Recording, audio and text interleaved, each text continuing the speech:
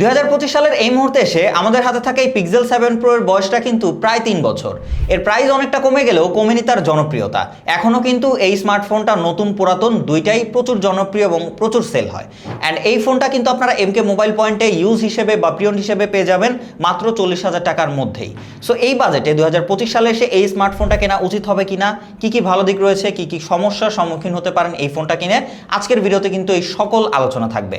And একটা বিষয় আপনাদেরকে রিকোয়েস্ট করবো যে অনেকেই কিন্তু আমাদের ভিডিও দেখেন বাট রিসেন্টলি সাবস্ক্রাইব করেন না, সো অবশ্যই সাবস্ক্রাইব করে পাশে থাকবেন, কারণ আমাদের 35,000 সাবস্ক্রাইবার হলেই কিন্তু আমরা বড় সড় একটা গিভঅ্যাওয়ের আয়োজন করব। ইনশাআল্লাহ সবাই আমাদের সাবস্ক্রাইব করে পাশেই থাকবেন। পিক্সেলের ডিজাইন বরাবরই কিন্তু খুবই ইউনিক এবং অন্যান্য ফোনগুলো কিন্তু এটার কপি করে না। সো সেই জায়গা থেকে আপনারা এই মুহূর্তে দাঁড়িয়েও এই ফোনটা ডিজাইন নিয়ে কোনো রকম হতাশায় পড়বেন না। খুবই ক্লাসি একটা ডিজাইন, তার পাশাপাশি একটু বাল্কিও, 112 গ্রাম সামথিং এর ওজন, এবং তার সাথে এটা কিন্তু ধরেও বেশ প্রিমিয়াম ফিল হয় এবং খুব ওয়েটি মনে হয়। তার পাশাপাশি এইটাতে কিন্তু ফ্রন্ট এবং ব্যাক দুই জায়গাতেই গ্লাস দেখতে পাবেন এবং কর্নিং গরিলা গ্লাস ভিক্টাসের প্রোটেকশন রয়েছে এখানে অ্যালুমিনিয়াম ফ্রেম এবং IP68 এর ওয়াটার এবং ডাস্ট রেসিস্ট্যান্ট সার্টিফাইড। তো সেই জায়গা থেকে বলবো যে পুরাতন ফোন কিনলে অবশ্যই আপনারা পানিতে ভেজাতে যাবেন না, সেক্ষেত্রে নষ্ট হলে কিন্তু কর্তৃপক্ষ দায়ী থাকবে না। ফাইনালি আর একটা ভালো লাগার দিক এই ফোনটির, সেটা হচ্ছে ডিসপ্লে। ফোনটিতে রয়েছে একটা 6.7 ইঞ্চির LTP AMOLED ডিসপ্লে, যা HDR10+ সাপোর্ট রয়েছে, 120 হার্জ রিফ্রেশ রেট রয়েছে এবং এখানে প্রোটেকশন হিসেবে রয়েছে কিন্তু কর্নিং গরিলা গ্লাস ভিক্টাস। তার পাশাপাশি ডিসপ্লেটা একটু কার্ভ হওয়ার কারণে এইটার ভিউইং অ্যাঙ্গেল থেকে শুরু করে ডিসপ্লের কন্টেন্ট ওয়াচিং এক্সপিরিয়েন্স কিন্তু তুখর লেভেলের। আপনি যদি ম্যাক্সিমাম টাইম মিডিয়া কনজিউমার হয়ে থাকেন তাহলে কিন্তু এই ডিসপ্লেটা খুব এনজয় করবেন আপনি। এইখানের যে কালার কন্ট্রাস্ট তার সাথে যে HDR সেটা কিন্তু খুব ভালো মতো প্রডিউস করতে পারে এবং রয়েছে 1500 নিটস পিক ব্রাইটনেস, যা কিন্তু HDR এর দিক থেকে আপনারা খুব ভালো একটা এক্সপিরিয়েন্স পাবেন। তার পাশাপাশি ডুয়েল স্টেরিও স্পিকারটাও কিন্তু যথেষ্ট ক্লিয়ার, লাউড এবং হচ্ছে ক্রিস্পি সাউন্ড আউটপুট দিয়ে থাকে। এই ফোনটার যে ফিঙ্গারপ্রিন্ট সেটা কিন্তু একদম পারফেক্ট একটা পজিশন আমার কাছে লেগেছে। জাস্ট আপনারা হাত দিবেন এবং খুলে যাবে, যথেষ্ট ফাস্ট এবং অ্যানিমেশনটাও খুব সুন্দর ছিল। অপারেটিং সিস্টেমের দিকে আসলে ফোনটিতে কিন্তু আপনারা out of the box Android 13 দিয়ে লঞ্চ হতে দেখবেন, বাট এই মুহূর্তে কিন্তু আপনারা লেটেস্ট অ্যান্ড্রয়েড 15ই পেয়ে যাবেন এই ফোনটাতে। তার পাশাপাশি আপনারা সবাই জানেন গুগলের স্টক অ্যান্ড্রয়েড কতটা স্ট্যাবল এবং কতটা ফ্লুয়েন্ট, কতটা ভালো এক্সপিরিয়েন্স দেয়। একদম নিট অ্যান্ড ক্লিন, খুবই সুন্দর এক্সপিরিয়েন্স পাবেন, খুবই ফাস্টার, অ্যানিমেশনগুলো খুবই স্মুথ এবং তার সাথে এইটার অ্যাপ্লিকেশন ব্যবহার করে বা ব্রাউজিং করে মাল্টিটাস্কিং করে কিন্তু খুবই মজা পাওয়া যায় ওভারঅল এর যেই হচ্ছে অপটিমাইজেশন সেটা দিয়ে। তবে দুর্ভাগ্যের বিষয় হচ্ছে এই মুহূর্তে এই ফোনটা কিনলে আপনারা সামনে আর কতদিন অ্যান্ড্রয়েড আপডেট পাবেন সেটা শিওরলি বলা যাচ্ছে না। এই মুহূর্তে কিন্তু লেটেস্ট অ্যান্ড্রয়েডই পাচ্ছেন, তবে সামনে আর কত বছর আপডেট দিবে সেটা কিন্তু এখনও শিওর বলতে পারছি না। তার পাশাপাশি ফোনটিতে কিন্তু UFS 3.1 স্টোরেজ সাপোর্ট রয়েছে, যেটা কিন্তু এর ইউআইয়ের সাথে মিলে খুবই ভালো একটা এক্সপিরিয়েন্স দিচ্ছে, খুবই ফাস্টার। অ্যাপ ওপেনিং ক্লোজিং খুবই ফাস্ট এবং অ্যাকুরেট ছিল।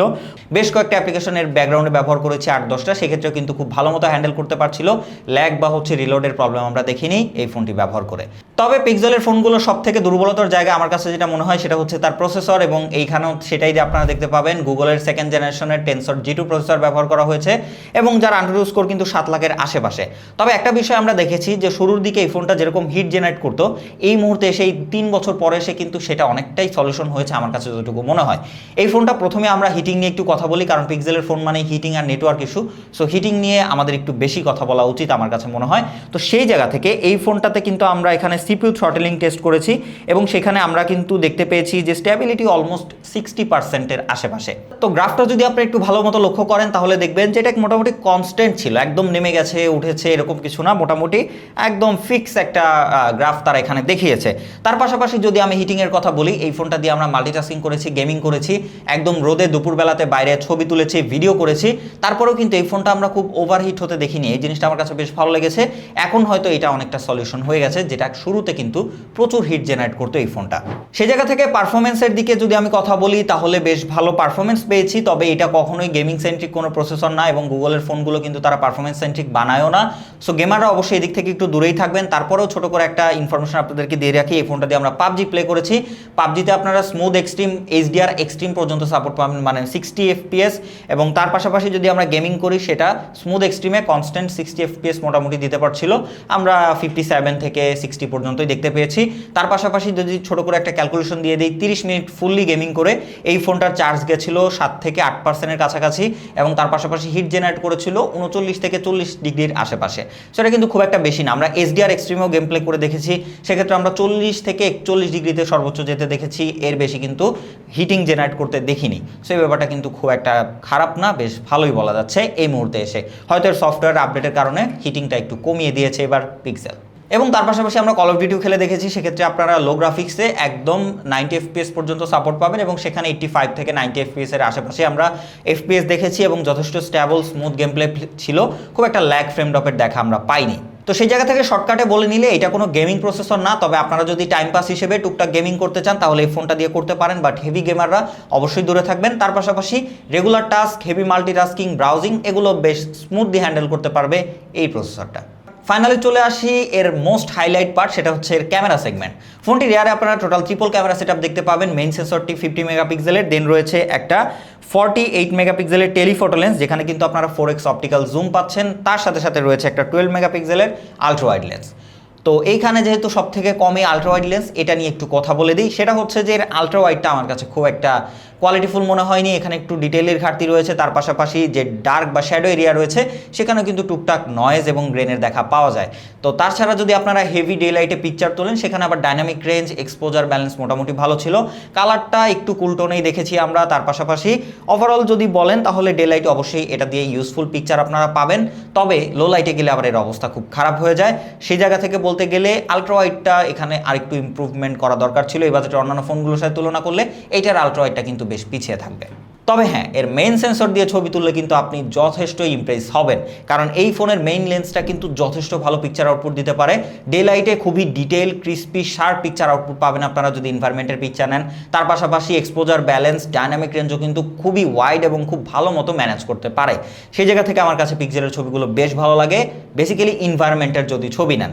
তার পাশাপাশি হচ্ছে যদি হিউম্যানের কথা বলি, সেখানে সেই যতটা প্রবলেম হয়ে যায় এই পিক্সেলের ফোনগুলোতে, একটু ওভার শার্পনিং, ওভার ডিটেল, তার সাথে ফেসটা কিছু কিছু জায়গায় একটু ডার্ক করে দিতে দেখবেন। এই জিনিসটা অনেকের পছন্দ হয় র পিকচার হিসেবে, আবার অনেকের পছন্দ হয় না, কারণ এখন আমরা কিন্তু রেডি টু আপলোড পিকচার পছন্দ করি, মানে তুললাম সোশ্যাল মিডিয়াতে আপলোড করলাম, এত এডিট ফিডিট করার এগুলো আমরা অনেকে পছন্দ করি না বা অনেকে পারিও না। তো সেই জায়গা থেকে যারা হচ্ছে একদম র বা নিউট্রাল ন্যাচারাল পিকচার আউটপুট পেতে চান, তাদের জন্য কিন্তু অবশ্যই পিক্সেলের ফোনগুলো বেশ ভালো অপশন। আদারওয়াইজ যারা একটু রেডি টু আপলোড পিকচার চান, তাদের জন্য স্যামসাং বা অন্যান্য ব্র্যান্ডের ফোনগুলো দেখতে পারেন। তার পাশাপাশি 48 মেগাপিক্সেলের টেলিফটো লেন্সটা কিন্তু বেশ ভালো পিকচার আউটপুট দেয়। সেক্ষেত্রে আমরা এটা দিয়ে বেশ কয়েকটা পিকচার তুলেছি, আপনারা স্যাম্পল দেখতেই পাচ্ছেন। ডিটেল এবং বেশ ইউজফুল পিকচার কিন্তু পাবেন আপনারা এই টেলিফটো থেকে। তার পাশাপাশি 30x পর্যন্ত ডিজিটালি জুম করতে পারবেন, তবে অত দূরে আমরা না যাই, মোটামুটি 5x এবং 10x পর্যন্ত বেশ কোয়ালিটি পিকচার আউটপুট পাবেন আপনার এই টেলিফটো লেন্স থেকে। তার পাশাপাশি সব থেকে বড় প্যারাদায়ক একটা বিষয় রয়েছে এর ক্যামেরা সেগমেন্টে, সেটা হচ্ছে লেন্স সুইচিং। ভাই প্রচুর সময় লাগে, একটা লেন্স থেকে আরেকটা লেন্স সুইচ করলে সেখানে যেতে বেশ খানিকটা সময় লাগে। এই জিনিসটা খুবই বিরক্ত লেগেছে আমার কাছে। মানে আলট্রা ওয়াইড থেকে ইনস্ট্যান্টলি যদি আমি মেইন সেন্সরে গিয়ে একটা ছবি তুলে ফেলি, তাহলে দেখবেন যে ওই ছবিটার কোয়ালিটি আসে নাই, দুইটার মাঝামাঝি সেগমেন্টে আটকে আছে। পোর্ট্রেটের দিকে আসলে 7 Pro দিয়ে আপনারা টোটাল 1x 2x এবং তার সাথে 5x পর্যন্ত জুম করে ছবি তুলতে পারবেন। তবে দুঃখের বিষয় একটাই যে এই পিক্সেলের ফোনগুলো কিন্তু তাদের টেলিফটো লেন্স ইউজ করে পোর্ট্রেট তুলতে দেয় না, এই মেইন লেন্স ইউজ করে ডিজিটালি জুম করে আপনাকে পোর্ট্রেট তুলতে হবে। সো আপনি যদি জুম করেন তাহলে দেখবেন আবার কোয়ালিটি কমে গেছে। তো যাই হোক, তো এখানে যদি আমরা রেজাল্টের কথা বলি, রেজাল্ট আমার কাছে মোটামুটি ভালোই লেগেছে, খুব একটা খারাপ না। এজ ডিটেকশন বেশ ভালো, সাবজেক্ট সেপারেশন, ব্যাকগ্রাউন্ড ব্লার এটা মোটামুটি ঠিকঠাক রয়েছে। তবে কিছু খারাপ দিক এখানে রয়েছে। প্রথমত হিউম্যান ছবি তুললে আপনারা দেখবেন যে কিছু কিছু জায়গায় একটু ওভার শার্পনিং, একটু ওভার ডিটেল, ওভার কন্ট্রাস্টি করে ফেলে। এখানে আপনারা দেখবেন যে ছবি তোলার পরে তারা নিচ থেকে কিন্তু ব্যাকগ্রাউন্ডটা ব্লার করে দেয়, এখানে আপনি আগে থেকে দেখতেও পারবেন না। তার পাশাপাশি এটা কন্ট্রোল করারও কোনো সুযোগ নেই। তো ওই জায়গা থেকে আমার কাছে একটু প্রবলেমই মনে হয়েছে এই পোর্ট্রেট সেগমেন্টে। ফ্রন্ট ক্যামেরায় রয়েছে একটা 10.8 মেগাপিক্সেলের আলট্রা ওয়াইড লেন্স, যা দিয়ে দুইটা ফোকাল লেন্থে আপনারা ছবি নিতে পারবেন এবং এইখানে দুইটা ফোকাল লেন্থে কিন্তু বেশ ভালো ডিটেল আউটপুট দিয়ে থাকে। তার পাশাপাশি এক্সপোজার ব্যালেন্স এবং কালার কন্ট্রাস্ট মোটামুটি কিন্তু ঠিকঠাক ধরে রাখতে পারে। তো এই জায়গা থেকে বলবো যে হ্যাঁ, ফ্রন্ট ক্যামেরাটা আপনাকে ভালো আউটপুট দিবে, তবে অবশ্যই সেটা এই বাজেটের নতুন ফোনের থেকে ভালো না। এখানে আপনারা মোটামুটি একটা অ্যাভারেজ বা মোটামুটি গুড একটা আউটপুট পাবেন। এবং এর লো লাইট এক্সপিরিয়েন্সের কথা বললে প্রথমত এই আলট্রা ওয়াইড আর হচ্ছে টেলিফটোকে সাইডে ফেলে দিতে হয়। এর মেন লেন্সের কোয়ালিটি মোটামুটি বেশ ভালো ছিল, ডিটেইল, তার সাথে লাইট ভালো প্রিজার্ভ করতে পারে এবং নয়েজ গ্রেইন একটু কমই দেখতে পেয়েছি। তবে একদম ডার্ক যে এরিয়াগুলো থাকে সেখানে আপনারা মোটামুটি নয়েজ দেখতে পাবেন। আদারওয়াইজ ফ্লেয়ারটাও মোটামুটি ম্যানেজ করতে পারে ঠিকঠাক মতো। ওভারঅল একটু কন্ট্রাস্টি এবং হচ্ছে একটু স্যাচুরেটেড পিকচারের কারণে সব কিছু মিলিয়ে রাতের ছবির মেন সেন্সরটা যথেষ্ট ভালো আউটপুট দিয়ে থাকবে এবং এই বাজেটে অন্যান্য ফোনের সাথে তুলনা করলে আবার এই দিক থেকে কিন্তু এর মেন লেন্সটা অবশ্যই এগিয়ে থাকবে। তবে ভালো ব্যাপার, ভিডিওতে কিন্তু আপনারা প্রত্যেকটা লেন্স দিয়ে 4K 60 FPS এ ভিডিও করার সুযোগ পাচ্ছেন, আলট্রা ওয়াইড টেলিফটো তার সাথে মেইন লেন্স, এবং আপনারা ফ্রন্ট ক্যামেরা দিয়েও কিন্তু 4K 60 FPS এ ভিডিও করার সুযোগ পাচ্ছেন। পিক্সেলের ভিডিওতে কিন্তু সবসময় আমরা খুব ভালো স্ট্যাবিলিটি দেখতে পাই এবং এইটাও কিন্তু তাই দেখিয়েছে, খুব ভালো ডিটেল ম্যানেজ করতে পারে, তার সাথে খুব একটা শেকি ভাব আপনারা পাবেন না, হেঁটে চলে ভিডিও করতে পারবেন, মানে ব্লগ টাইপের ভিডিওর ক্ষেত্রে কিন্তু এই ক্যামেরা বেশ হেল্প করবে আপনাকে। তার পাশাপাশি এক্সপোজার ব্যালেন্সটাও কিন্তু বেশ ভালো মতো মেনটেন করতে পারে। ওভারঅল ভিডিওর দিক থেকে কিন্তু এই ফোনটা বেশ ভালো একটা পজিশনে থাকবে বলা যাচ্ছে। এবং একটা প্রবলেম শুরুর দিকে ছিল যে লং টাইম ভিডিও করলে প্রচুর হিট হয়ে যেত, এবার কিন্তু আমরা বেশ খুব একটা হিট করতে দেখিনি। এই ফোনটা ব্যবহার করে আমরা বেশ অনেকক্ষণই কিন্তু ভিডিও করেছি, সেই জায়গা থেকেও কিন্তু খুব একটা ওভারহিটিংয়ের ইস্যু আমরা পাইনি। তার পাশাপাশি ফ্রন্ট ক্যামেরা দিয়েও আপনারা 4K 60 FPS এ ভিডিও করতে পারবেন এবং এটাও কিন্তু যথেষ্ট স্ট্যাবল ছিল, তার সাথে ডিটেল ছিল ভালো, এবং কালার ম্যানেজ এবং ওভারঅল এক্সপোজার ব্যালেন্স কিন্তু মোটামুটি ঠিকঠাক ছিল। সব কিছু মিলিয়ে ভিডিও সেগমেন্টটা কিন্তু এটার বেশ স্ট্রং একটা পজিশনে থাকবে এর পিকচারের পাশাপাশি। তো সবশেষে চলে আসি ব্যাটারি দিকে। ফোনটিতে রয়েছে 5000 mAh ব্যাটারি, যা কিন্তু বেশ ভালো বলা যাচ্ছে, এবং এই বাজেটে প্রিয়ন ফোনগুলোতে দেখা যায় যে ম্যাক্সিমাম ব্যাটারি নিয়ে খুব প্যারা পড়তে হয়, বাট এইটা নিয়ে আপনার তেমন কোনো প্যারা খেতে হবে না, কারণ এই ফোনটা যদি আপনি একবার চার্জ করেন তাহলে ইজিলি কিন্তু আপনারা 6 ঘন্টা প্লাস স্ক্রিন অন টাইম পাবেন। আর যদি নর্মালি ব্যবহার করেন একদম সকাল থেকে রাত দিন পার করে ফেলতে পারবেন এই ফোনটির ব্যাটারি ব্যাকআপ দিয়ে। সবশেষে একটা ইম্পর্টেন্ট টপিক, সেটা হচ্ছে নেটওয়ার্ক, যা কিন্তু পিক্সেলের ফোনগুলোতে অলওয়েজ আমরা দেখে থাকি এবং সবাই বলে থাকে। তো সেই ক্ষেত্রে যদি আপনাদেরকে একটু ক্লিয়ার করে দেই যে এই নেটওয়ার্কের ব্যাপারটা আসলে প্রত্যেকটা ডিভাইসে যে সেম হবে এরকম না, তার পাশাপাশি আপনি কোন জায়গা থেকে ব্যবহার করতেছেন, আপনার এলাকার নেটওয়ার্ক সিস্টেম কেমন, সেখানে নেটওয়ার্ক কানেক্টিভিটি কেমন, এইগুলোর উপরেও কিন্তু ডিপেন্ড করে। এই ফোনটা আমরা কিন্তু এখানে ঢাকাতে বসে ব্যবহার করতেছি, সো আপনারা সবাই জানেন যে ঢাকার মধ্যবর্তী জায়গায় কিন্তু নেটওয়ার্ক জনিত খুব একটা ইস্যুতে পড়তে হয় না, কারণ এখানে নেটওয়ার্ক সিস্টেম বেশ ভালো। এই জিনিসটাই যদি আপনি আবার গ্রামে গিয়ে ব্যবহার করেন, সেক্ষেত্রে আপনারা দেখবেন যে ভালো ফোনগুলোতেও কিন্তু নেটওয়ার্ক পেতে বেশ বেগ পেতে হয়। সেই জায়গা থেকে এই ফোনটা থেকে দেখবেন আপনারা যে ওই দিকে গেলে আবার নেটওয়ার্ক ইস্যু টুকটাক পেতে পারেন। তো সেই জায়গা থেকে আমি বলবো যে আপনি যদি গ্রামে থেকে থাকেন এবং আপনার যদি কলিং নিয়ে খুব বেশি মাথা ব্যথা থাকে, অবশ্যই আপনি পিক্সেলের ফোনগুলো অ্যাভয়েড করবেন। সেক্ষেত্রে আপনারা গ্রামে গেলে দেখবেন টুকটাক নেটওয়ার্ক ইস্যুতে পড়তেই পারেন, এটা স্বাভাবিক একটা বিষয়। অ্যান্ড পিক্সেলের এই 7 সিরিজ না, শুধু পিক্সেলের মোটামুটি সব সিরিজেই টুকটাক কিছু কিছু ডিভাইস বা ম্যাক্সিমাম ডিভাইসে কিন্তু নেটওয়ার্ক ইস্যু থাকে। সো এটা জায়গা ভেদে এবং ডিভাইস ভেদে এক এক রকম হয়ে থাকে। তার পাশাপাশি আমি রেকমেন্ড করবো যে আপনারা ইউএসএ ভ্যারিয়েন্টগুলো নেওয়ার চেষ্টা করবেন, ওইদিকে আবার হচ্ছে এই যে প্রবলেমগুলো রয়েছে এগুলো একটু কম রয়েছে। সবশেষে চলে আসি কনক্লুশনে যে এই ফোনটা অ্যাকচুয়ালি কাদের জন্য বা 40,000 টাকা এই ফোনটা নেওয়া আপনার জন্য বেটার হবে কিনা।